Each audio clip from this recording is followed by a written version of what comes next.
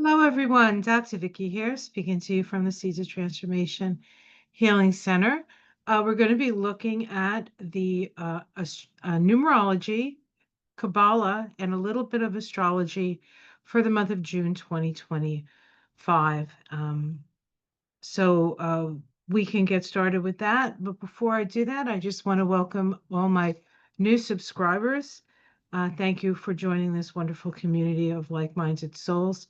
For my tried and true who have been with me for years, you know how much I appreciate you. We've been through a lot together, and hopefully we can continue to walk this rather circuitous path together. For my members on my membership on YouTube, thank you so much for your support. It means the world to me. The more support I get, the more I can give. So that's working out really well. And for my Patreons who have been with me for a number of years now, thank you so much for your continued support. It is greatly appreciated. All right, so we're going to get into this right away as I share my screen with you. Now, just give me a moment to get myself together here. Oh dear. All right.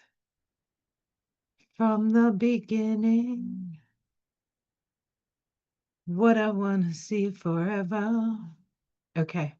So we're looking at the astrology and Kabbalah of June 2025. We're going to look at the numbers mostly and the tree of life with a little bit of astrology. The astrology portion of this will be done in a separate video. So we can look at charts and that. Otherwise, these videos are too long. Okay, so what do we have here? Well, this is summer solstice at Stonehenge. I did not go there. I have not yet been to summer solstice at Stonehenge. I got this off of Google, so thank you, Google.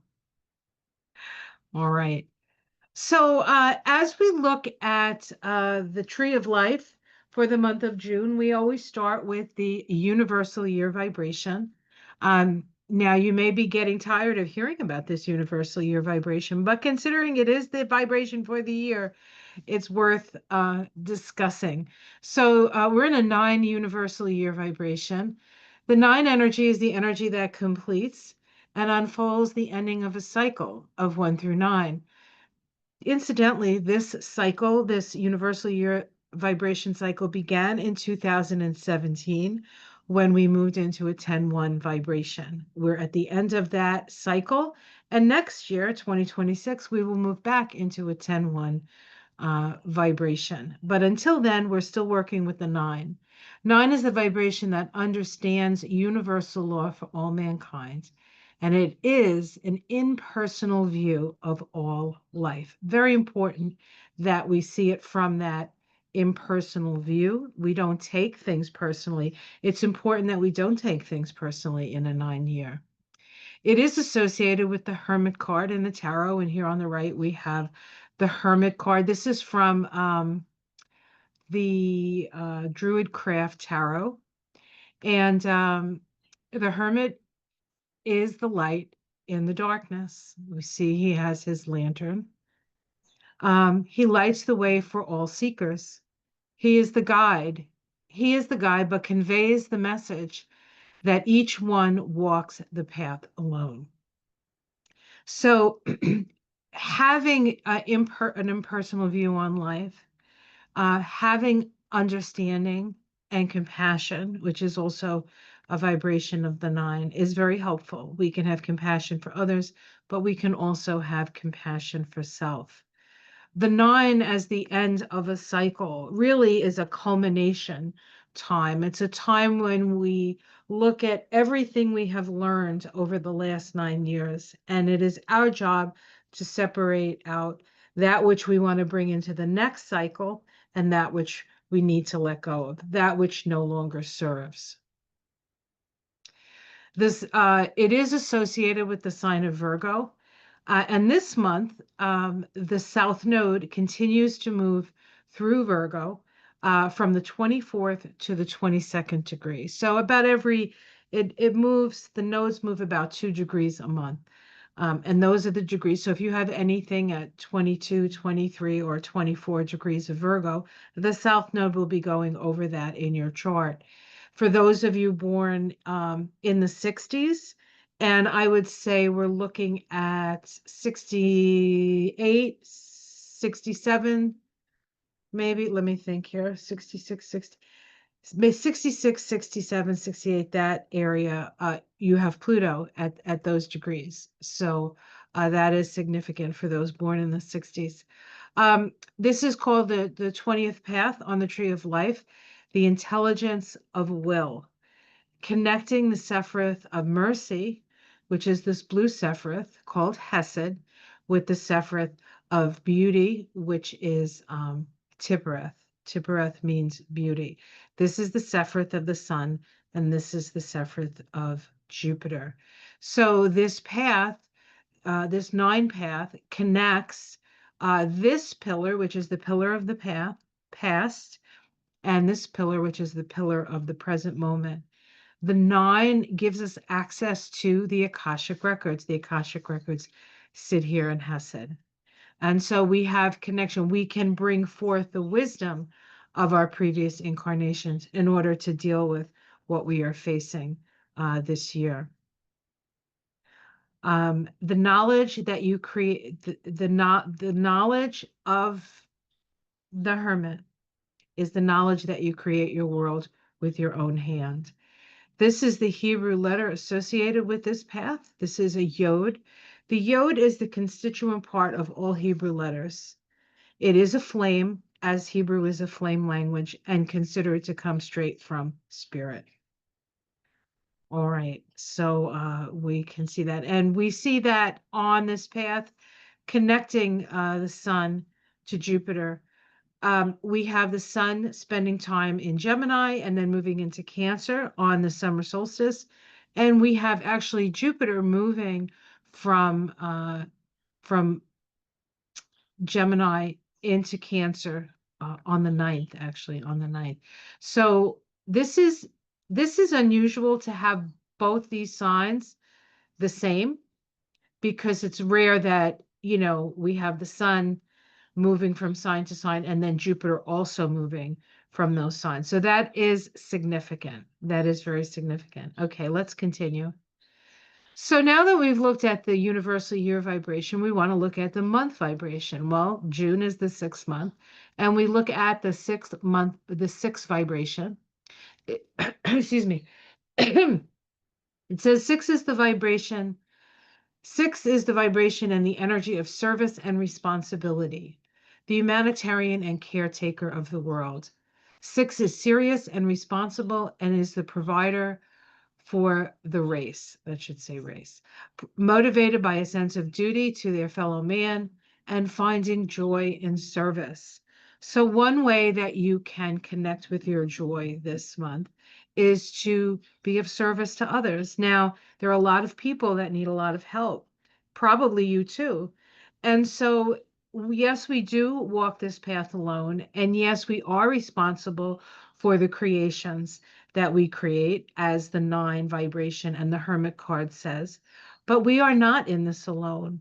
And while our journeys are our own, we get to share the journey with others. And the 6 reminds us of that.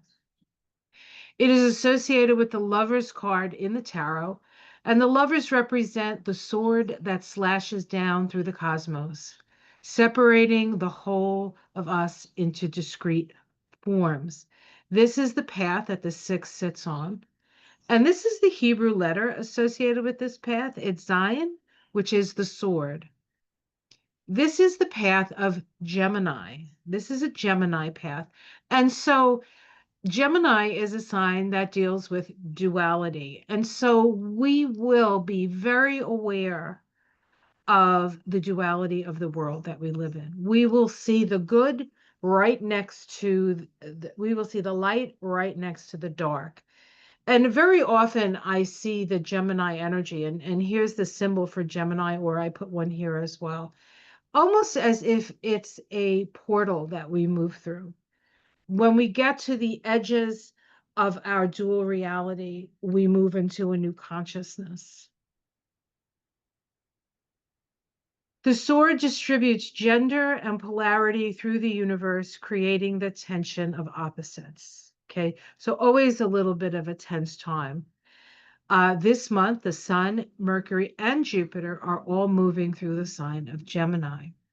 Jupiter exits Gemini on the 9th, not to return for another 11 years. Jupiter has a 12-year cycle, and so it's in a sign about a year. And so once it moves out of the sign, it will take another, say, 11 years to get to the beginning of that sign again, because it's been in the sign. But it's a 12-year cycle, so it takes about 12 years to come back around again from when it first goes in. This is called the 17th path on the Tree of Life, and it is called the separating or disposing intelligence, connecting the Sephiroth of understanding, which is Bina. This is the Sephiroth of Saturn, and the Sephiroth of beauty. This is Tiphereth. This is the Sun. Now, the Sun and Saturn, the Sun being the center of our solar system, and Saturn being the outer limits of our third dimensional reality. Okay. Remember, Saturn is associated with Father Time. Anything beyond Saturn, we're dealing with our extrasensory perceptions. But Saturn into the Sun, we're dealing with the 5 senses that we have. And so this is a period of time that demarcates our reality. Our reality. Okay, the Lovers is a card of choice. It's a card of choice. And then lastly, we take these 2 vibrations, the universal year 9 and the 6th vibration of the month, and we add them together. And as always, when you are in a 9 year, when you add a the universal year of 9 to the month, it ends up being the same base number. So we started with the 6, and now when we add these 2 vibrations, we get the 15-6. Now the 15-6 is different than the 6th, but honestly not all that different, because you can't really see quite as well here, but in other decks, this is the angel. We have the angel up here, right? We have the man and the woman. And usually you see there's the Garden of Eden in the back. When we come to here, we see the same setup, but instead of the angel, we have the devil. And we have 2 people, still 2 people, and they are chained. They are chained. So that chain is the chain to our manifested existence. This is the path that the 15-6 sits on, and it is a path that crosses what we call in Kabbalah the veil of Parakath, or the veil of the temple. That is the veil that is between our higher self, which stays in spirit, and our lower self, which descends into this dense physical environment. And so this is a path that crosses over what we would call the abyss. The 15-6 is a deep inner knowing, and you must never disregard your own intuitive feelings. So keep that in mind as we move through June. Do not disregard your instinct, your intuition. Okay. Here we have the magnetic ability to pull forces to you. So we have great magnetic attraction when we're under this vibration. And so you want to definitely be aware of what you're pulling to you, because you can pull the darkness as easily as you can pull the light to you. It is associated with the Devil card in the tarot. And on this path, you must overcome your attachment to limitations, the limitations of your mind. This Sephiroth here, Hod, is associated with the mind, and this Sephiroth is associated with the heart. It is, in fact, Tiphereth is in alignment with our heart chakras. So this path, you must overcome your attachment to the limitations of your mind, which say that there is only darkness. The devil can be a very oppressive and depressive force if you allow it. But as with all choices, it's a choice. So you can either focus on the light, or you can fall into the darkness. in other, I have one deck called the Tower of Transformation, which describes the devil as that which keeps you from your light. So is it fear? Is it self-doubt? Is it hatred? What is it that keeps you from being in your heart? That is the devil. And often the devil is in the details. You are overcoming fear and meeting your shadow. It is associated with the sign of Capricorn. Now, this month, the Earth moves through Capricorn. You're like, the Earth moves through Capricorn. What are you talking about? Well, the sun moves through Cancer. And the sun in astrology is always opposite the Earth in astrology, because we're standing on the Earth and we're looking out to the sun. And when we look out to the sun and when it's in Cancer, we're standing in Capricorn. So that's going to be happening in June from the 20th to the 30th. So 10 days. And that corresponds with the time that the sun is in Cancer in June. This is called the 26th path on the tree of life, the renewing intelligence. It mediates between Tiphereth, our higher consciousness, and Hod, our thinking mind. Tiphereth is the place of the higher self. The mystery here is that God and the devil are revealed by reflection. As humanity changes, so does the conception of God and the devil. Faith and science must work together, holding a sublime balance to produce a new reality for humankind. This is associated with Capricorn. Capricorn is a great builder. Capricorn is the energy of building things that last, that society can depend upon. Now, of course, Pluto just moved through Capricorn for 16 years. So those things that we used to depend upon or that we trusted have been brought to our attention that perhaps either are not trustworthy the way they're set up, or there are things that were uncovered as Pluto moved through Capricorn, to understand kind of in a way what we're against, what we're up against. And so here are some of the things that will be happening this month. I'll just go over them very quickly. I'm not going to get specific. We have Venus ingressing into Taurus.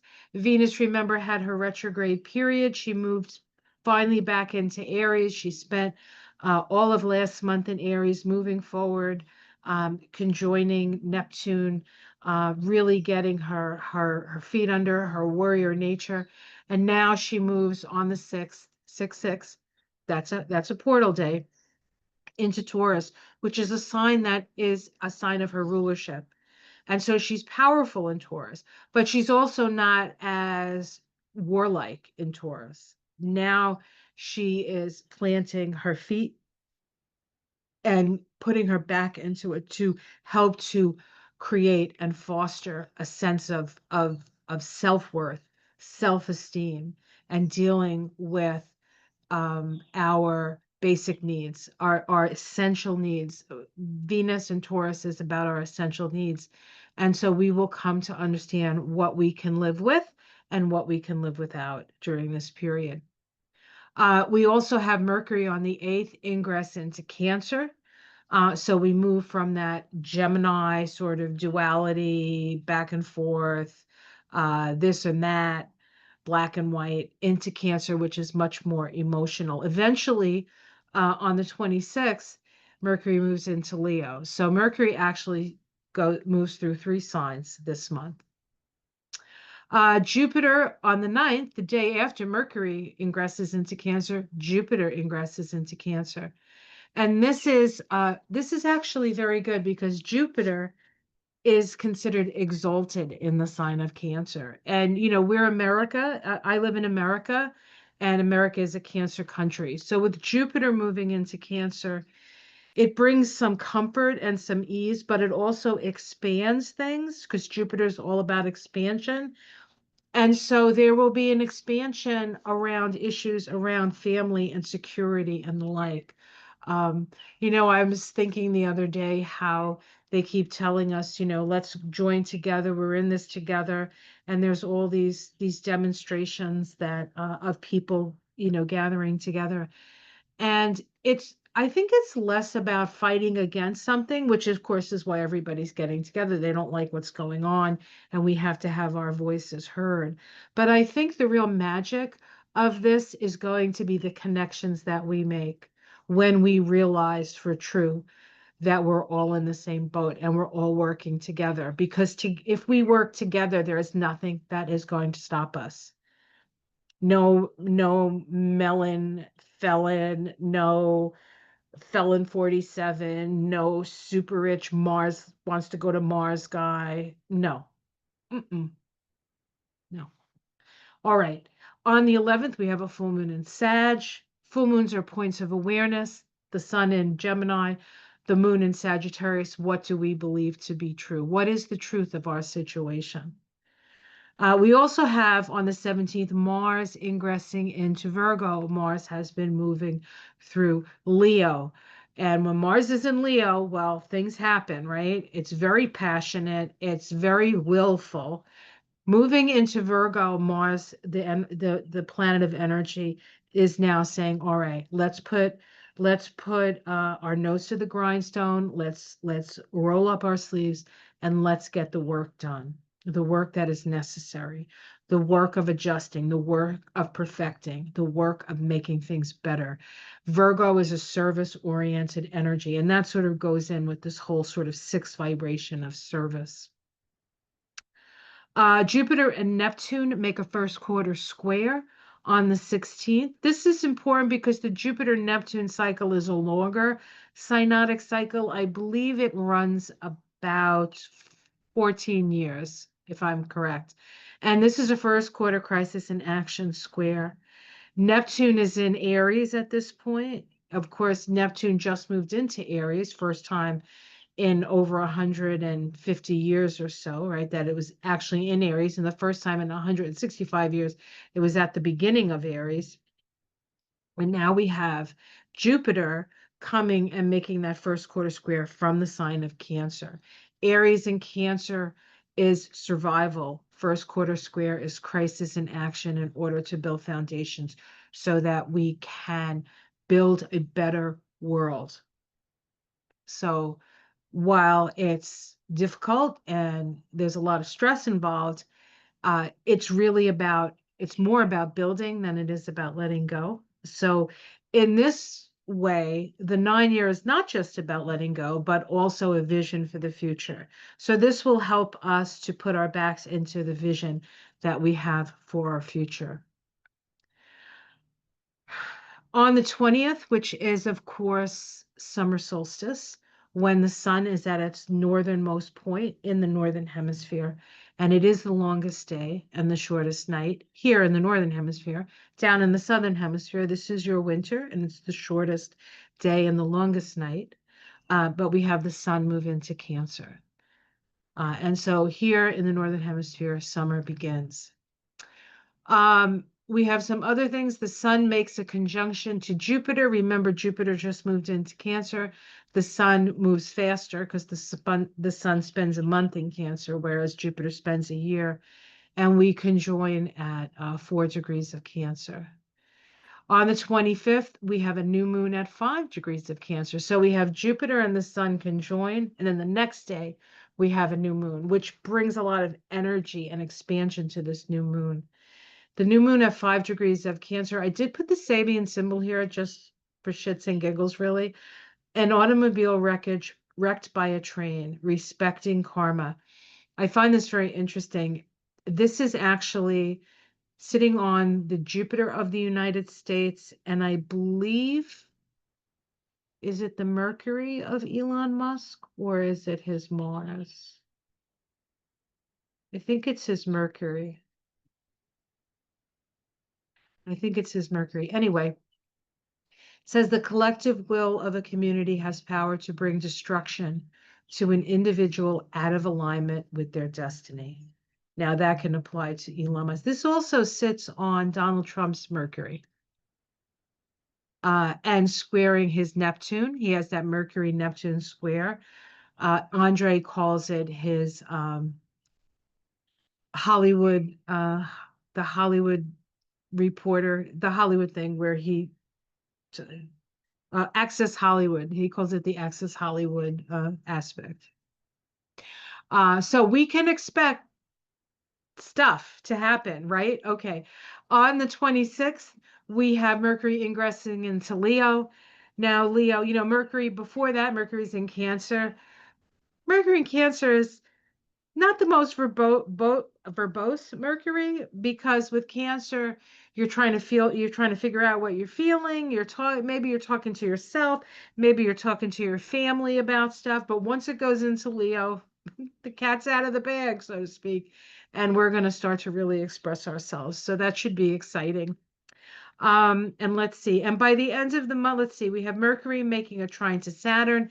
That brings a certain amount of stability to our expression. So the things that we say, not only will they be said, but there's structure behind them. There's a trine to Neptune, which brings magic and imagination to it. And then Mercury at the end of the month opposes Pluto, going face to face with the planet of death and rebirth. So you can imagine that this month is going to be quite a doozy of a month. I do want to point out that we're in that 9 vibration, right? The universal year vibration, connecting the Sephiroth of Jupiter and the Sephiroth of the Sun, and we actually have that conjunction. And so this 5 degrees of Cancer, if you have 5 degrees of Cancer in your chart, this is a big month for you. My sun is at about, my Mercury is at about 3 degrees of Cancer. So it could be it could be a big month for me as well. So, but I'll keep you posted on that one. Well, you'll know because I do share that stuff with you. Okay, guys. All right, excellent. So we're going to stop. All right. Well, I hope you find this helpful, illuminating. It's going to be a wild summer, guys, a wild summer, and we're gonna walk through this together. Have yourself a wonderful June, and I'll see you again soon. Take care, everyone. Namaste.